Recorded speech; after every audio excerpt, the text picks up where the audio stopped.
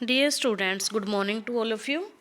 We will continue our lesson Bholi. तो इसमें हमने भोली के बारे में पढ़ा था कि भोली एक मतलब कि कम बुद्धि की एक लड़की थी जिसको बचपन में ही चिकन पॉक्स हो जाता है और उसके बाद जो है उसकी जो ब्यूटी है वो एक तरह से ख़त्म हो जाती है। यानी कि वो अब देखने में, पहले वो बहुत ज़्यादा सुंदर थी, अब देखने में भद्दी लगने लगती है। इसके साथ साथ वो हकलाकर बोलती है।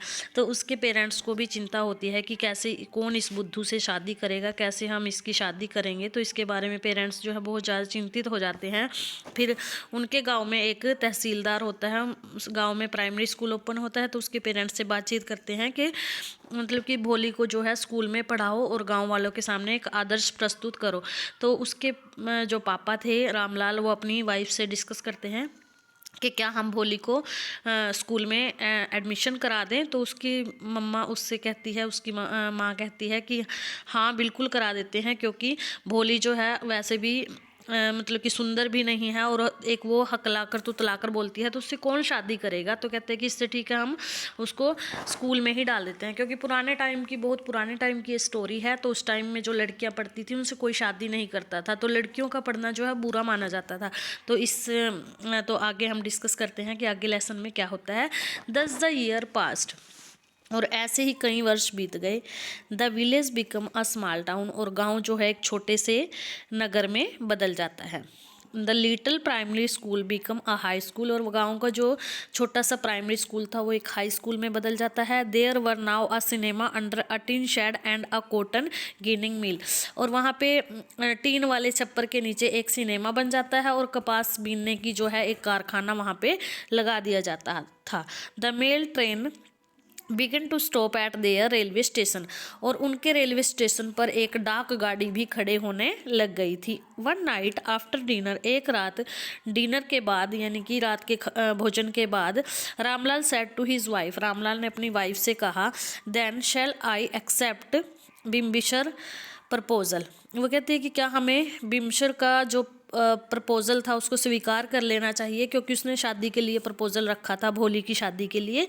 Yes certainly his wife said, उसकी वाइफ ने कहा हाँ बिल्कुल हमें जो है वो प्रपोजल एक्सेप्ट कर लेना चाहिए। Bholi will be lucky to get such a well to do bridegroom. वो कहती है कि भोली जो है एक मतलब कि बहुत ज़्यादा किस्मत वाली है कि उसको जो है ऐसा दूल्हा मिलेगा, इतने मतलब कि धनवान दूल्हे को पाकर वो बहुत ज़्यादा भाग्यशाली होगी।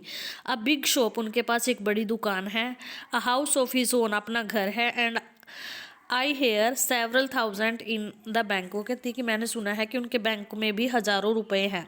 मोर ओवर, इसके अतिरिक्त he is not asking for any डोरी, इसके अतिरिक्त उन्होंने कोई भी दहेज वगैरह की भी मांग नहीं की है। तो कहती है कि हाँ भोली जो है बहुत ज़्यादा लक्की है जो उसको ऐसा दूल्हा मिला है।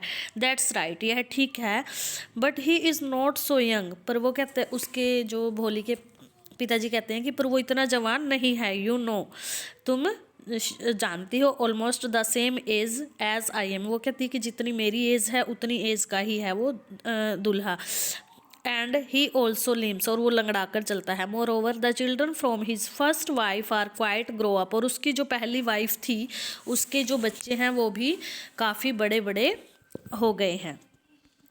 So what does it matter, तो कहती है कि इससे क्या फ़र्क पड़ता है। हिज वाइफ रिप्लाइड, उसकी वाइफ ने उत्तर दिया, 45 और 50, कहते हैं कि वो मतलब कि 45 या 50 साल का होगा। It is no great age for a man, यानी कि ये एक मतलब कि एक आदमी के लिए कोई ज़्यादा उम्र नहीं होती।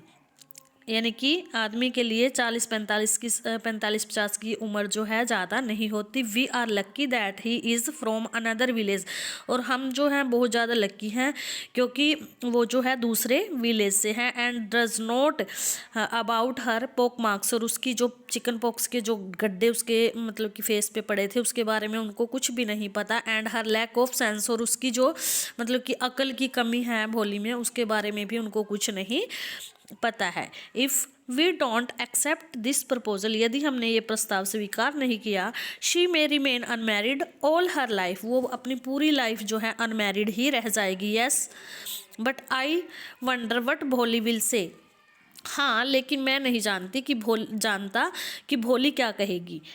What will that witless one से, शी इज़ लाइक अ डम को, वो कहते हैं कि वो वो तो एक मूर्ख है, वो क्या कहेगी, वो तो एक गूंगी गाय की तरह है, वो क्या कहेगी इसके बारे में, वो कुछ नहीं कहेगी, ठीक है। Maybe you are right, वो कहती है कि तुम शायद ठीक कह रहे हो, मटर्ड रामपाल। और रामपाल ने जो है अपने दबे हुए स्वर में ये बात कही कि भोली जो है एक गूंगी गाय के समान है, वो इसके बारे में कुछ नहीं कहेगी, यानी कि उसको इससे कोई फ़र्क नहीं पड़ेगा, चाहे हम कहीं भी उसकी शादी कर दें। In the other corner of the courtyard, और आंगन के दूसरी तरफ जो है Bholi lay awake on her cot, cot होता है चारपाई, भोली एक चारपाई पे लेटी हुई थी। Listen to her parents whispering conversation, और अपने जो माँ और बाप की फुसफुसाहट की स्वर में जो बातें वो कर रहे थे उनको वो चुपचाप से सुन रही थी।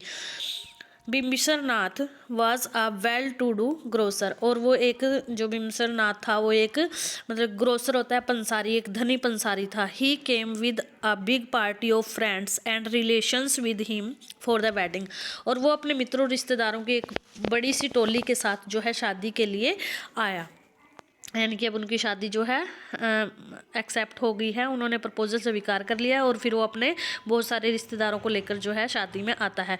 अ brass band playing a popular tune from an Indian film headed the procession with the bridegroom riding a decorated horse, और बैंड बाजे वाले एक भारतीय फिल्म की लोकप्रिय धुन बजाते हुए बारात के आगे आगे चल रहे थे, जबकि दूल्हा जो है एक सजे हुए घोड़ी पर बैठकर जो है आ रहा था। Ramlal was overjoyed to see such pomp and splendor, और रामलाल जो है जैसे ठाठ बाट को देखकर, जो उसकी लड़की की शादी इतने ठाठ बाट से हो रही है तो उसको देख के बहुत ज़्यादा खुश हो जाता है।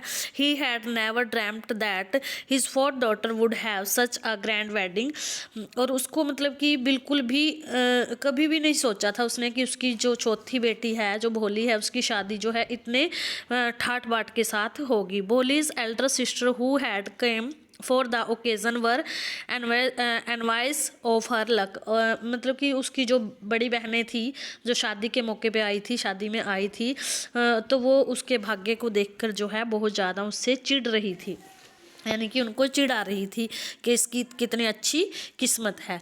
When the auspicious moment came, the priest said, bride bring the bride, और जब शुभ घड़ी आती है तो पुरोहित कहता है कि दुल्हन को ले आओ। भोली clad in a red silk bride dress was led to the bride's place near the sacred fire, और भोली जो है अब अपने लाल रेशमी वस्त्रों में सजी हुई जो पवित्र अग्नि के समीप जो है दूल्हे के पास आकर जो है बैठ जाती है। Garland the bride, one of his friends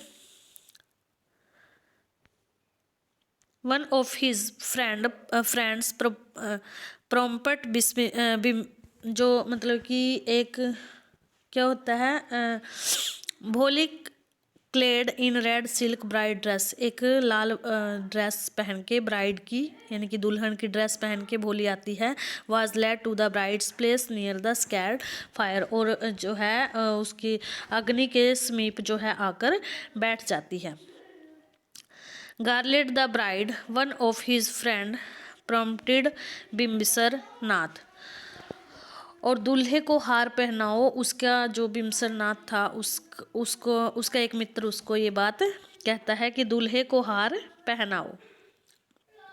a woman slipped back the silken veil from the bride's face, और दूल्हे के पीले गेंदे के फूलों का हार जो है ऊपर उठाया जाता है, यानी कि दूल्हे को एक हार पहनाया जाता है। बिम्सर लुक अ क्वाइट ग्लैंस, और वो जो है इस सारी चमक धमक को देख रहा था। The garland remains poised in his hand, the bride slowly pulled down the veil over her face, और इसके बाद एक औरत ने दूल्हे के चेहरे से रेशमी घूंघट पीछे की तरफ सरकाया, और बिम्सर ने जल्दी से एक नज़र में उनको देखा और माला उसके हाथ पे रुकी रह गई, और दूल्हे ने धीरे से घूंघट अपने चेहरे पर नीचे की ओर कर लिया। तो आज के लिए इतना ही, बाकी लेसन हम नेक्स्ट क्लास में रीड करेंगे। Thank you, have a nice day.